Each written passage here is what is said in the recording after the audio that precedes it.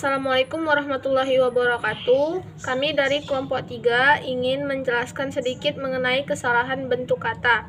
Saya Rizka Vista selaku moderator.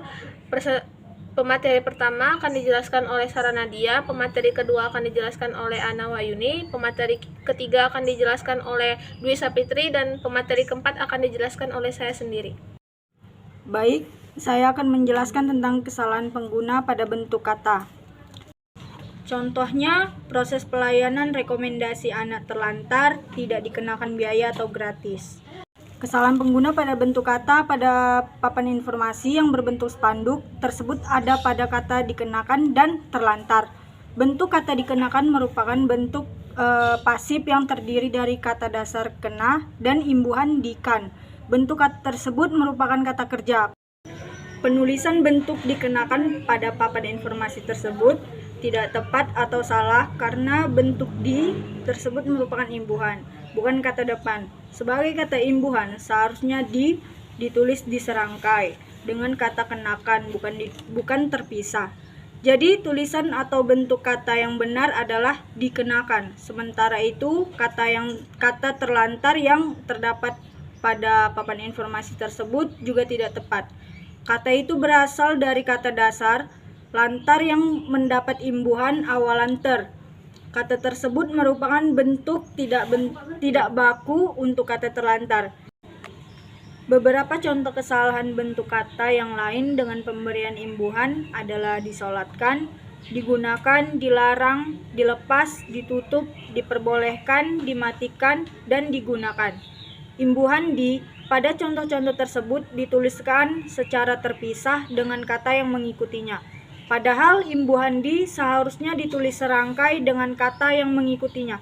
Nah, jadi bentuk kata yang benar untuk contoh-contoh tersebut adalah disolatkan, digunakan, dilarang, dilepas, ditutup, diperbolehkan, dimatikan, dan digunakan. Akan tetapi pada beberapa kasus atau contoh lain ditemukan bentuk di yang bukan sebagai imbuhan ditulis serangkai dengan kata yang mengikutinya. Padahal di tersebut adalah kata depan atau preposisi. Yang kedua, diberitahukan kepada seluruh alumni yang akan melegalisir ijazah dan SKHU diharapkan untuk melampirkan berkas aslinya. Nah, pada tulisan yang berupa informasi tersebut terdapat bentuk kata melegalisir. Bentuk kata tersebut tidak tepat. Ketidaktepatan tersebut disebabkan oleh kata serapan yang berasal dari bahasa asing legal yang mendapatkan akhiran ir. Bahasa Indonesia tidak menyerap bentuk ir sebagai akhiran tetapi isasi dan asi. Oleh karena itu, bentuk kata yang benar adalah melegalisasi. Materi selanjutnya akan dijelaskan oleh Ana Wahyuni. Baik, saya akan menjelaskan tentang kesalahan gabungan kata. Contoh yang pertama, terima kasih sudah membuang sampah pada tempatnya. Pada papan informasi tersebut terdapat tulisan gabungan kata, terima kasih. Tulisan tersebut berasal dari dua kata, terima dan kasih. Akan tetapi kedua kata itu ditulis secara serangkai. Padahal seharusnya kedua kata tersebut ditulis secara terpisah. Jadi perbaikan tulisan yang berupa gabungan kata tersebut adalah terima kasih. Untuk contoh yang kedua, mohon maaf atas ketidaknyamanannya dikarenakan dalam renovasi. Pada papan informasi tersebut terdapat bentuk kata ketidaknyamanan. Bentuk itu ditulis secara terpisah di antara ketidak dan nyamanan. Padahal jika diamati, tulisan tersebut berasal dari pras tidak nyaman yang mendapat imbuhan awalan dan akhiran sekaligus, yaitu ke an.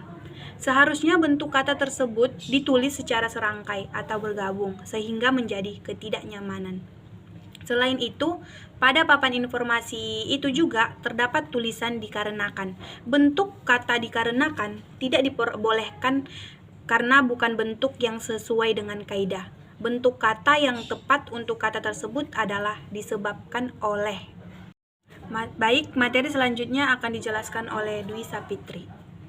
Baik, saya akan menjelaskan tentang kesalahan bentuk terikat. Contohnya itu penempatan transmigran selama pra pelita di Provinsi Lampung. Pada papan informasi tersebut terdapat bentuk terikat pra yang diikuti oleh kata pelita. Kedua bentuk tersebut dituliskan secara terpisah. Sesuai dengan kaidah bentuk terikat, seharusnya ditulis rangkai dengan kata yang mengikutinya. Oleh karena itu, bentuk tersebut harus ditulis rangkai sehingga menjadi prapelita. Beberapa contoh kesalahan lain yang terdapat di dalam ruang publik adalah bentuk atau tulisan sampah non-organik dan sampah non-medis. Bentuk non termasuk bentuk terikat. Bentuk itu harus ditulis rangkai dengan kata yang mengikutinya. Jadi, bentuk terikat pada contoh tersebut adalah tidak tepat. Seharusnya bentuk kata itu diperbaiki dengan merangkaikan keduanya sehingga menjadi sampah non-organik dan sampah non-medis. Baik, di sini saya akan menjelaskan kesalahan pilihan kata. Nah, contohnya itu buanglah sampah pada tempatnya. Pada papan petunjuk tersebut terdapat pilihan kata depan pada yang digunakan untuk menunjukkan tempat. Seharusnya kata pada diganti dengan kata di yang menunjukkan makna tempat atau posisi. Baik, materi selanjutnya akan dijelaskan oleh Rizka Vista. Baik, saya akan melanjutkan materi tentang kesalahan pemilihan kata. Contoh yang kedua adalah musola naik ke atas.